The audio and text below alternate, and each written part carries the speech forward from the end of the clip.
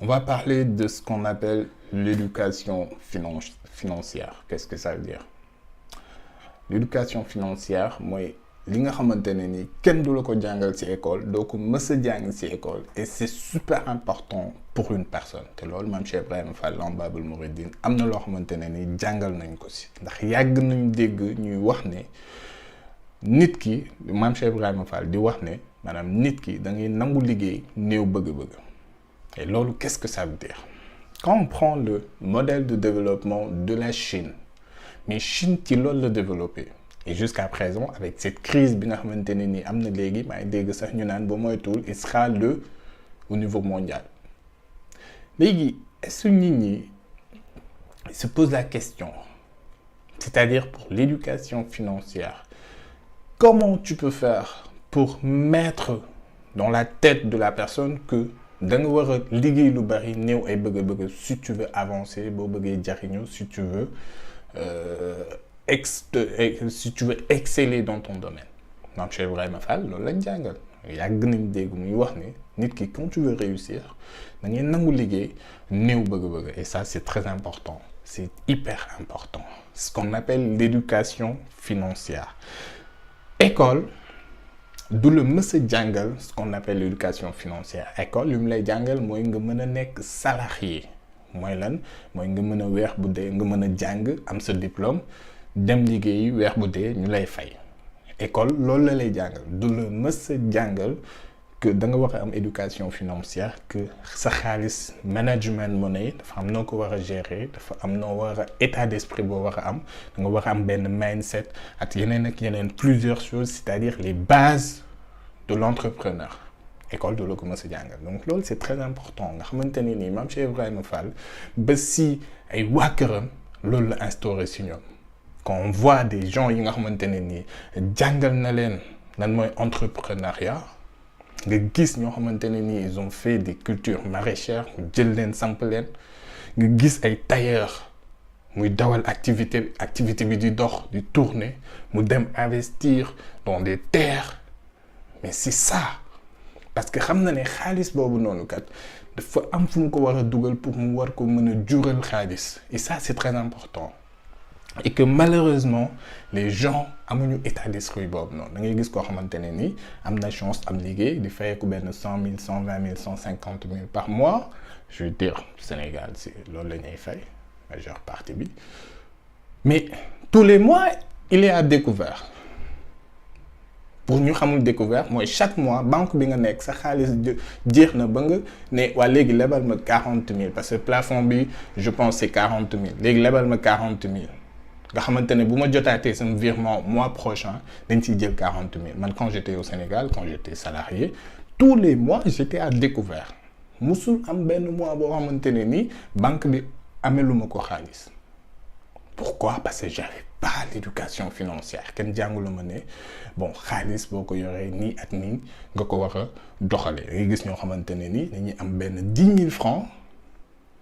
dem benn jour ñu jaay ko ci ñàkk fayda yoo xamante ne ni du la apporter dara xëy suba am problème mu jënd ndékki wala autre chose. Donc loolu école du la ko jàngal et c'est normal mu am beaucoup de jeunes yoo xamante ne ni ils subissent ça c'est très normal mais nag tout ce que je dis et je le redis c'est nañ delluwaat ci jàngale Mame Cheikh Ibrahima Fall am notion des actifs et des passifs loolu xam naa ni nañ ci ñëwaat et si les vidéos étaient montées dinaa leen woon c'est-à-dire les actifs et les passifs Mame Cheikh Ibrahima Fall dafa yàgg xam ne maanaam pour mu mën a exceller dans son domaine pour mu gën a mën a am lu muy jox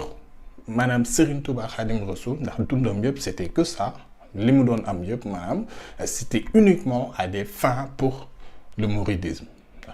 C'est que ça j'ai vraiment ku ko xam ne même investissement yu mu doon def tamit du pour dara lu dul yoonu murid ndax ñëpp xam nañ ne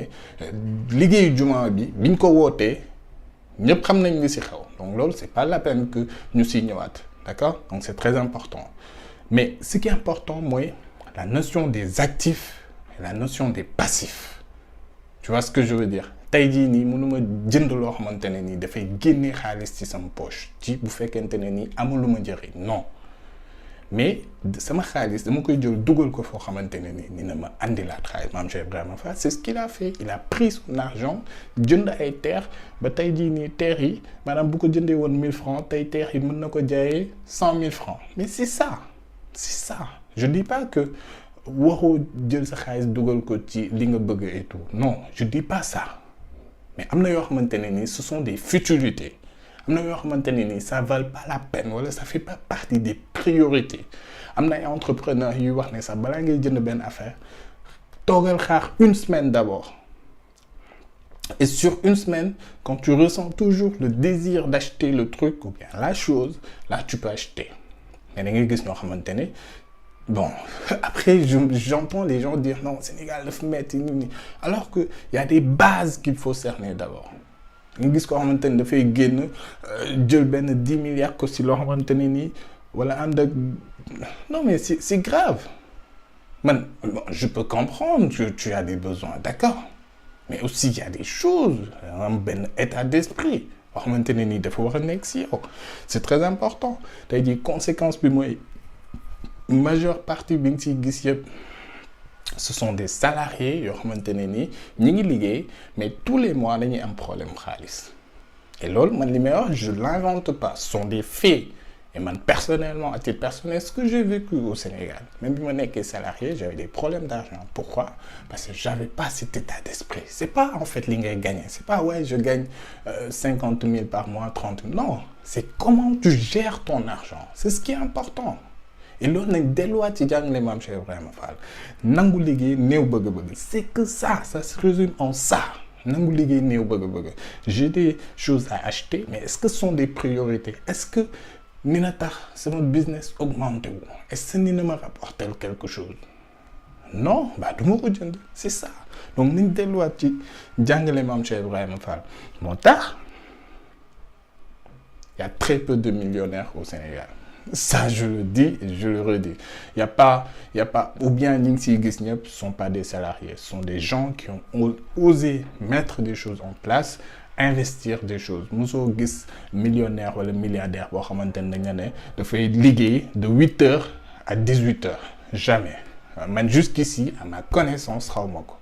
ma benn millionnaire boo xamante ne nii